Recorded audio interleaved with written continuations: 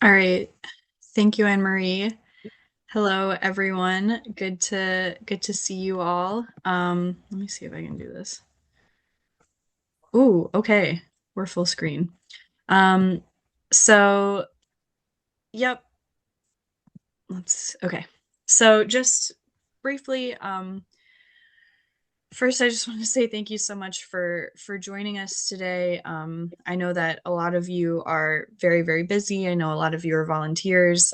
So just really grateful for this time. And hopefully we can help clear up some confusion, answer some questions. I can't see the chat, of course, but if you at any point have any questions, please shout. Please just stop me and we can we can attend to those. A few objectives for this afternoon. We're going to go through the CFA reporting requirements, um, an overview of what types of data you should be collecting and when, some expectations related to compliance, and where you can find support. So first, just super quick overview. We ask for two different types of reports for this grant. The monthly service data reports cover who is being served, what services were provided, and where those services are going. And then the quarterly report is more about the financial and narrative aspects of the programs you're providing. So we're asking how far along you are with spending for the grant. We ask for receipts, and then we have some short answer questions just to go over what the successes, challenges, all that good stuff have been. So right now we're in quarter three, which covers May, June, and July. And those reports are due at the end of August. So we initially were giving 15 days to submit quarterly reports. So that number might say August 15th in your grant agreement. It might look different than what's on our website or what's here. But we were hearing feedback from you all that that wasn't enough time to compile receipts and get the reports in. So that's why it's a full month later. So August 31st, that's our quarter three deadline. Um, and I wanted to give a reminder too that just a best practice good tip is that you can submit your monthly data reports anytime throughout the quarter, not just by August 30th, right? So let's say May is over and it's the first week of June and the data is fresh in your mind and you're like, oh, I just want to get this out of the way. So you can submit that May report in June, July, whenever. Or, you can also maybe you're like, I'm not gonna, this is an August problem, I'm gonna wait. You can also submit all four reports at the same time at the end of the month. Totally up to you. So now we're going to dive into kind of the different tiers of funding and the data that we ask you all to submit to us. So the first tier is if your grant award is less than $20,000, all we're asking is total duplicated households. So that's how many services you provided over the course of the month. Pretty standard. The next tier is 20 to 50K. So we're asking duplicated and also unduplicated. So that's the unique households that you served in that given month. And we also ask for it broken down by zip code for this track. The third one is our 50 to 100K tier. So it's all the things that were in the one before, the duplicated, the unduplicated, the zip code. And now we're also asking for how many people are in the household and the amount of food that you all are distributing. So depending on what type of food distribution you're providing, whether it's a market or you're giving away prepackaged bags, maybe you have prepared meals. We have questions related to those, how much food you're giving away. So you want us to wait till you finish this part before we ask questions? No, go for it. Okay. So my issues with the staff was the duplicated versus the unduplicated counts. And I think my understanding is that the duplicated counts means the families that's come in monthly. Like the families came in the month of May, they also came in the month of June, they also came in the month of July. That would be duplicated. Is that correct? Not quite. And I have a slide for this, so I'm really glad you brought that up, because let's see, I can just skip ahead. Okay, so I want you all to think of the duplicated and unduplicated data pulling as like it restarts every single month. Right. Okay. So it doesn't matter who came the month before. It's just whatever happens in the course of the month that you're reporting on, that's what we want to know. So if you only provide a distribution once a month, your Right. We just unduplicated and duplicated numbers are going to be exactly the same. So it's super easy for you guys. Oh, okay. Yeah. So we know that this can be kind of a nightmare, this duplicated, unduplicated. So we're trying to reframe the language around it. Just think of duplicated data as the number of services that you're providing in that month. So if you gave away 400 bags in the month of May, that's your duplicated. You served 400 duplicated households. Um, and then the unduplicated data, think of that as the unique families that were served. Um, so if you have a distribution every single month, or no, sorry, every single week, so 4 times in that month, you're only counting that household once, even if they came every single week. Mm. So this is kind of, yeah, this is where it gets kind of crazy. So I'm going to stop here to see if anyone else has any questions. I I have have a a quick question. Hmm. So for the unduplicated data, meaning is our church having regular serving Sunday and the Thursday, but some quarters we are providing for the homeless program, and also we are providing event for the community, and everybody is invited there, come to here like yeah more than 1,200 people. So I think the Mm. homeless program and event would be the unduplicated data. Is it correct? Um, I would say whoever you're serving with our grant funds. Um, so maybe, yeah, it sounds like our grant is only a small portion of the funds that you're using to serve folks. So whatever's easiest to count our grant towards as far as reporting goes, like that's okay with us. So Does that make actually, sense? based on the budget, we are using the grant is a 1/3, and yeah, Hmm. third is actually the funded by and church committee members. So and it's a combine all together, but the reporting purpose, which one would be the better? And just to keep the only regular serving and Thursday and Sunday to the community, or is including in because actual the community event and homeless an event we are willing to expand more and more. And also there's the direct impact to the community because all of the funding and even church preparation, all the food and fund using Hmm. only ingredient the purchase, and then we are delivered to the homeless community in Gaithersburg area and also and having some event that. So what would be the better for yeah reporting purpose? I'd have to see what's in your grant agreement, but I think the community events is probably the one that you should be counting towards.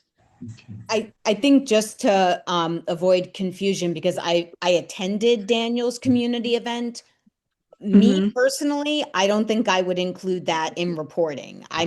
Because that's not Oh, okay. something that is an event that they are open house to anyone who wants to come. It's not a food assistance event. It's a Oh, I see. community Okay. event for the church. So they're doing all kinds of things. I think, Daniel, you really want to be limiting to those activities that you are specifically targeting to people who are experiencing food insecurity.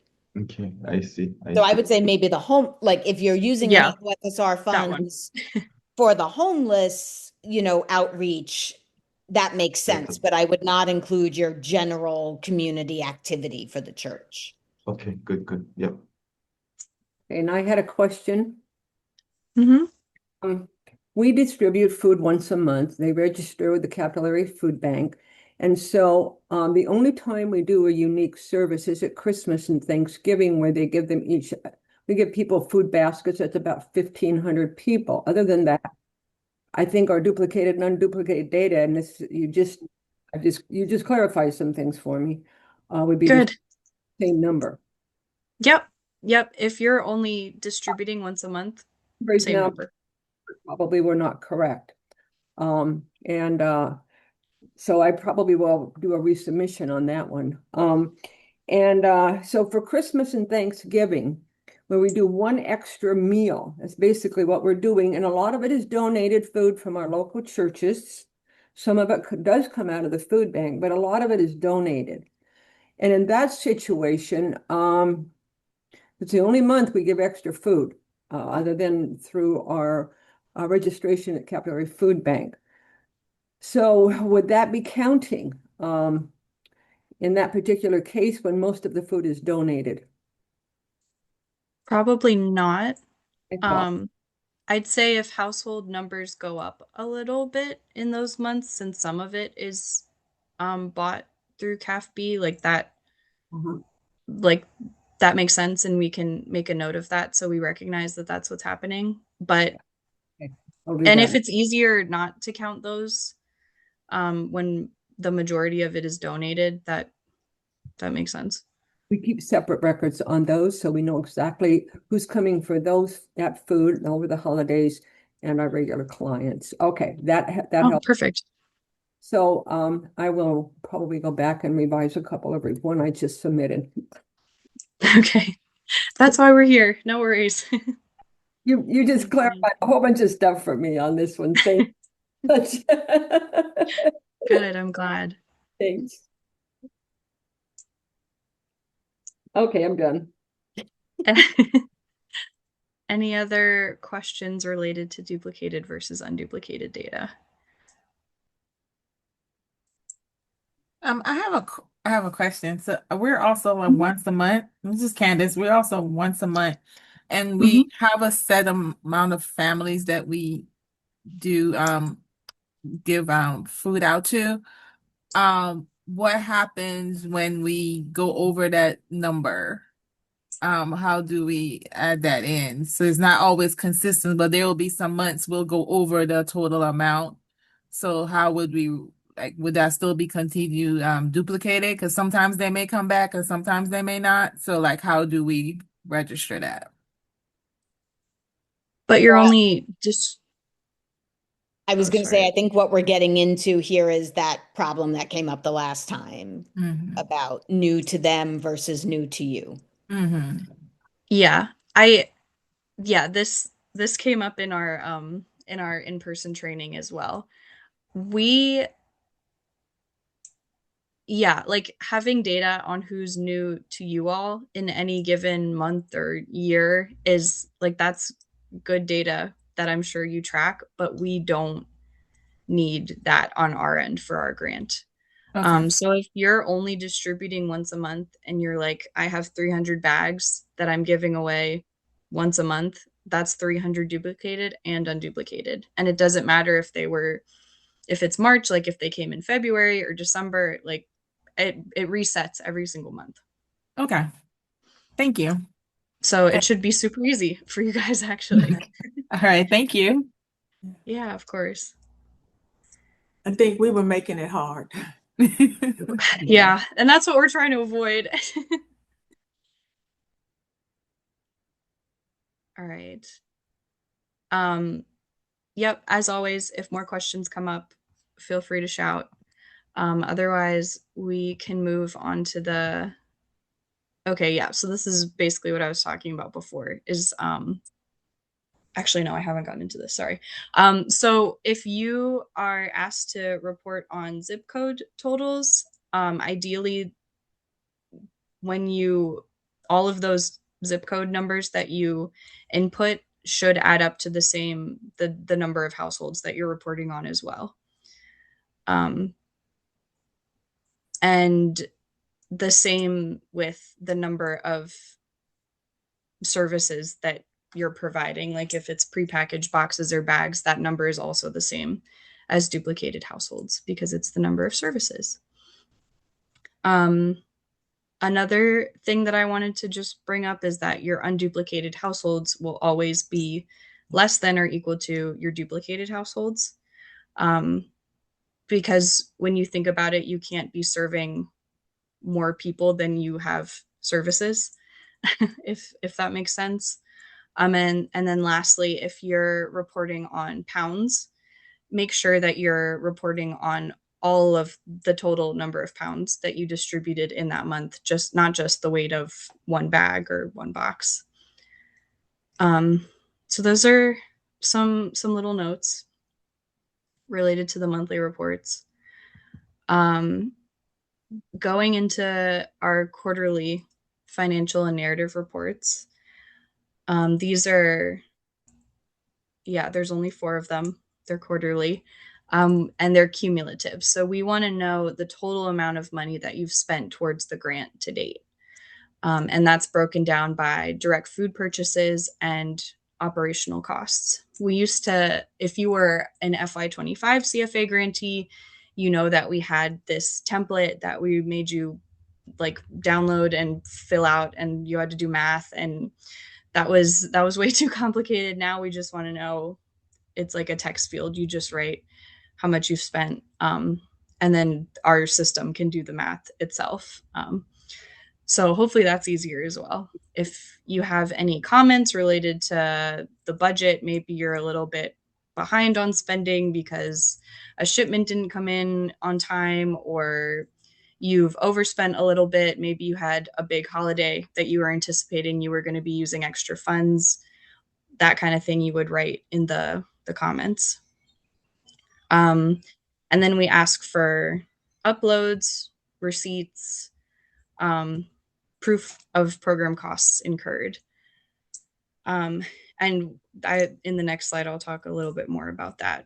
And then the second part of these quarterly reports is your narrative feedback. I read every single one of these and I take them back to our larger team. So this is your opportunity to just tell us how the program is going, what challenges you're seeing, what successes you're seeing. Have you had to turn people away? Have you seen any disruptions affecting your operations? All that kinds of stuff is really important and valuable feedback to us.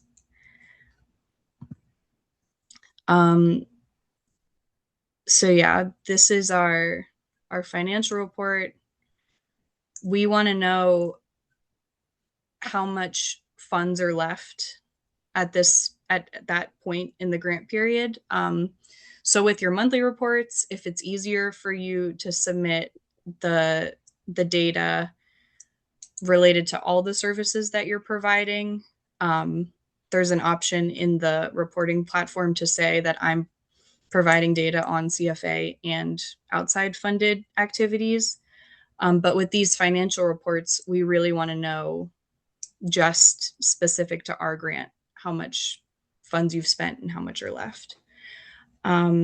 We ask for receipts for expenses over $500, except if you are a Manna partner. Obviously, we know you're getting your food through Manna, so we don't need those receipts.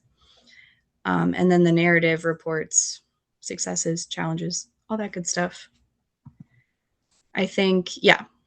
And then I have some fun scenarios. But does anyone have any questions related to financial or narrative reporting?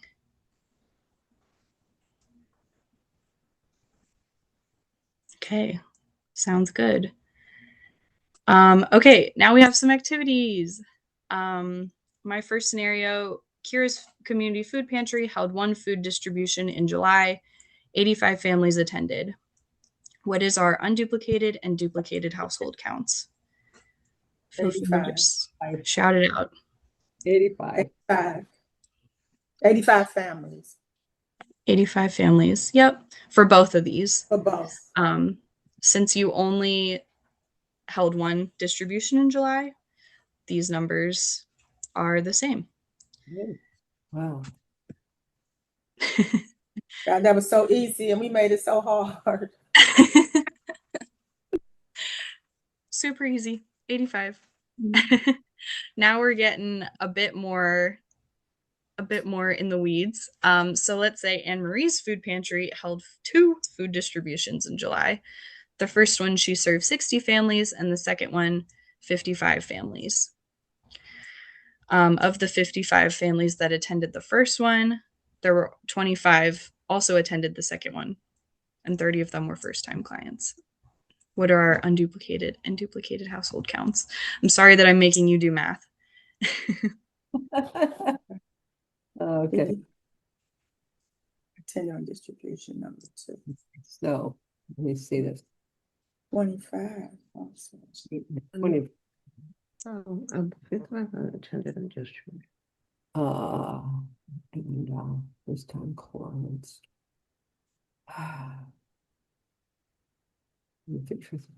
So this is Carolyn.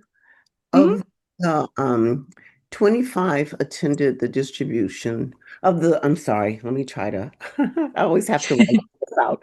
So the 55 families that attended on distribution number 2. No, 25. 25 would be your duplicated number.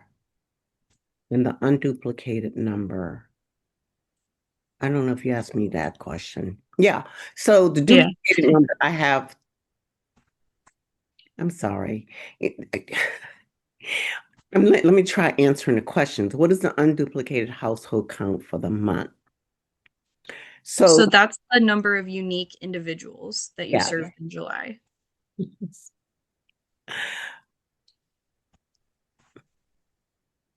Unduplicated. So 60. So I would, I'm sorry. 25 No, go for it. I would say it would be 30 minus 30 subtracted from 115. Yeah. Okay. I'm just gonna help you guys out here a bit. So our duplicated count is 115 because we provided 60 services the first distribution and 55 the second. So it doesn't matter who's been, it's just the amount of services that we gave. And then our unduplicated count is the 60 families that we saw in the first distribution, plus the 30 new families we saw at the second distribution. To say your note on Anne Marie's food pantry held 2. I was looking for the word unique food distributions. And so these were 2 different unique families. And I had the 115, but I wanted to be sure they were unique, meaning those families didn't cross over at all in that district. Where in the second one, there was some crossover.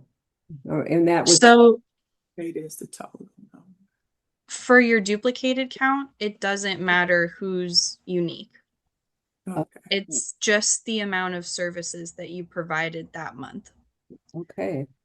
Okay. So Yeah. let's say if you had 60 bags for that first one and 55 for that second one, that's a super easy way to be like, okay, that was my duplicated count. That's how many services I provided. Okay. Yeah. And the unduplicated is unique. The unique families that came one time. Yep. But really, the duplicated is how many are served, period. Yep, exactly. Okay. I just want to make a note here that I didn't in the first session, that I love it how Kira has equated my name with the more difficult reporting function. My food pantry was Kira's easy. is nice and easy, but Amory's going to make you do math. So this is Carolyn. I think I heard somebody else on the call say that they also receive funding from Capital Area Food Bank, and that's the situation Mount Calvary Baptist Church is. We use Service Insights to collect data. Reluctantly, but now it's fine because we don't have to, we can register everybody anonymously. But we have access to the reports that they allow us to generate. And that was a challenge I was having because of, I think it could just be in the phrasing of how you um, defined unduplicated and duplicated. I think I have it down now. I was looking in my phone for my notes because I've written it in a way that I understand it now. Sure. But for me, I think one of the challenges we were having in the beginning was using one system that gave us the number, but putting it into another system and making sure that the definitions remain the same and true. And I don't know if anybody else had that challenge, and I'm curious to know if other people use Service Insights to collect their data. We use Service Insights to collect data. Mm-hmm. Yeah, and we've lost our IT person, so he's still generating some things under contract. And I'm going to be learning, because my background is technology, how to use and extract reports. But yeah, we use it for everything. We enter all of our, even though some of it's done on paper, it's entered at the end of the day. Mm-hmm. And that's our reports. Yeah, unfortunately, we do not have access to Service Insights or any of that data. So Okay. if it would be helpful to send us how they're showing it to you, just as an example to compare, and if there's an easier way to clarify definitions between the two, just let me know and we can work through that together as well. Okay. Okay, thank you.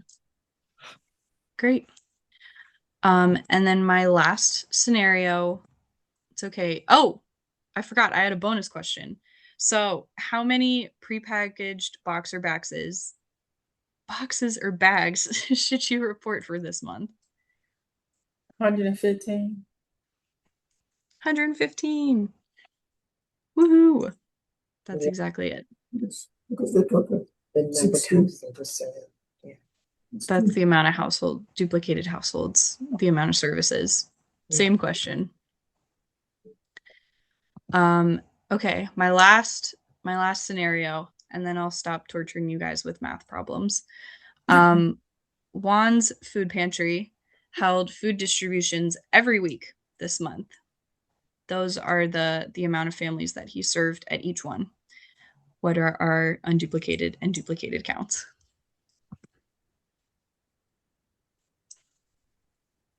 Distribution.